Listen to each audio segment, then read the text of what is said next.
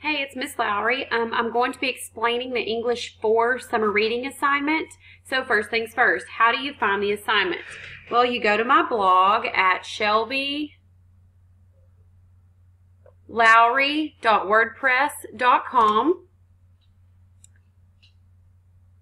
and it takes you to my blog. Now, if you log in multiple times, just be aware that this picture will change. So if you log in several times and it's, the picture's different, just don't panic. As long as you're at shelbylowry.wordpress.com, you're in the right spot. So I have added some extra resources, so you're going to have to scroll down to the bottom to find the assignment links, and it's right here under the summer reading. It was posted on June 17th. So if you'll click on the English 4 summer reading link there, it will take you to the file. It's a PDF file of the summer reading assignment. So I'm going to go through this by category because that's how the assignment is set up. So I want to read this part first just so that I know that you've heard it. This summer reading the summer assignment completed and typed is due the first day of class. No exceptions. These assignments are intended to challenge your critical reading skills and strengthen your writing skills. You need to complete each category. If you have any questions or concerns regarding the selected novel or assignment, please contact Ms. Lowry at shelby.lowry@bonhamisd.org before July 15th. Now, guys, I know that says July 15th, but I really just kind of put that there hoping that you had already started reading prior to this. So if you have any questions, of course, you can contact me anytime via email. I'm more than happy to help answer any questions or demystify anything for you. So don't hesitate to email me if you have a question. So first things first, category 1. You need to read How to Read Literature Like a Professor by Thomas C. Foster. I have provided that for you on my blog. The free text is here.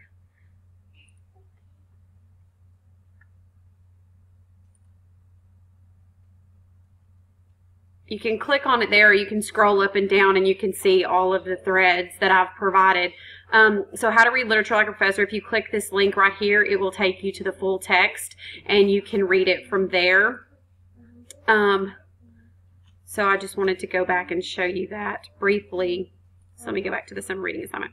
Okay, so if you will, so again, first things first, category 1, read How to Read Literature Like a Professor by Thomas C. Foster.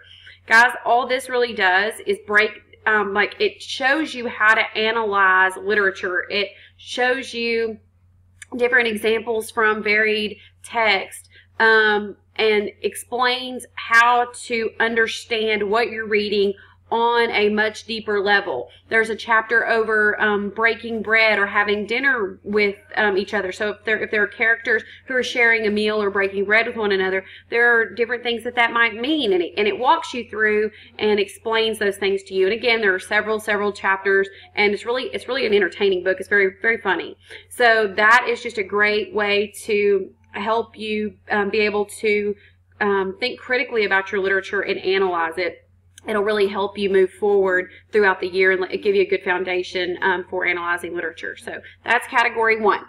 Category 2 is your personal glossary of terms. You need to, and I'm going to scroll down. The words have been provided for you. They're at the bottom. Essential literary terms. Here they are. You're going to need to look those up and define them in your own words. You can look up their varied sources, Virtual Salt, and different online sources that you can use to look up and define these literary terms. Just remember and make sure that you are looking up and using literary definitions, because some of these words have multiple different definitions and connotations.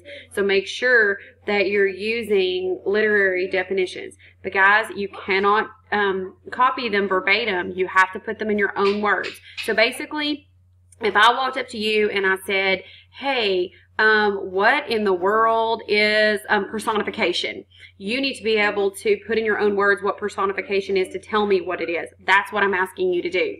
So you're going to type those out, and they are going to be in MLA format. Some people have some issues understanding or remembering what the format for MLA is. So I've provided a link here for you to know what MLA formatting is and to get help with that.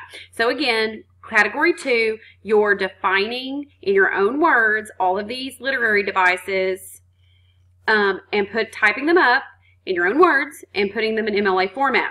Also, when you read The Book Thief, that's category 3, but when you read it, you need to find an example. You got to provide an example of 15 of these terms. So if you are using, let's say dialogue is one of them. Dialogue is when a person is speaking in a text. So you might provide a line or two where a character is speaking and make sure and provide the page number for the device or the term that you're using.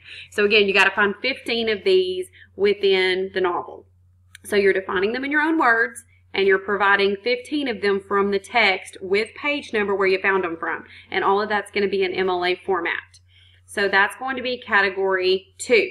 Category 3, you're going to read The Book Thief. You're going to pay attention to ideas, symbols, themes, diction, tone, similes, metaphors, personification, any of the figurative language that's provided. And make notes in the book as you go along, because it'll help you for category 4. You want to make sure that you're keeping track of the characters. How do you feel about them? That's characterization. So how they speak, the things that they do, that's characterization. Like how does that make you feel towards that character? Does it give you the warm and fuzzies? Do you like the character? Do you not like the character? Think about the narrative style. Who is the narrator? Do you like how it's written? Think about all of those things as you're reading. It's not simply, we're going a little bit further. This isn't simply for entertainment. We're really looking at the author's style of writing and how it influences the meaning of the novel. How does it make you feel? So they did that. They did all these things on purpose. So we're really looking and reflecting and analyzing the literature for the meaning of the novel. We're trying to really pull meaning from the piece. So that's category 3.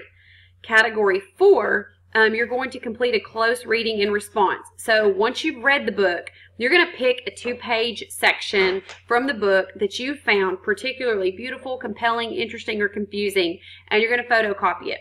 I did provide the PDF file of the full text on my blog along with the audiobook. It's all there on my blog, so you may want to just pull a 2-page section there and just print those 2 pages out and mark that up versus trying to find a copy machine and photocopy directly from your novel. It's up to you, but just know that that option is there.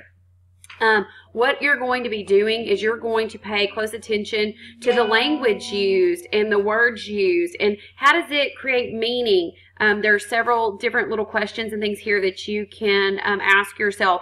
Why did you choose the passage? What was beautiful or compelling about it? What did you learn about the passage by doing the close reading? These are all the things that you're going to reflect in a 500-word response to the process.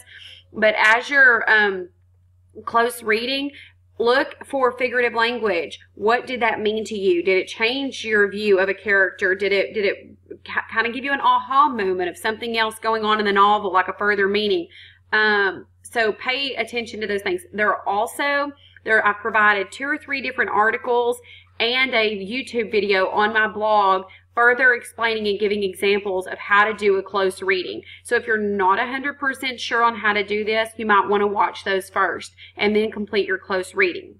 But make sure, do your close reading, and then you're going to write a 500-word response to the process. And here are the questions that you kind of ask yourself, as you're writing and reflecting on the process itself, because it's about the process. What did you learn by doing this? So that's category 4. Again, guys, this has to be in MLA format, that 500-word response to the process. If you need help with those MLA citations and formatting, there's the link that will help you with that. So we've gone through categories 1, 2, 3, and 4.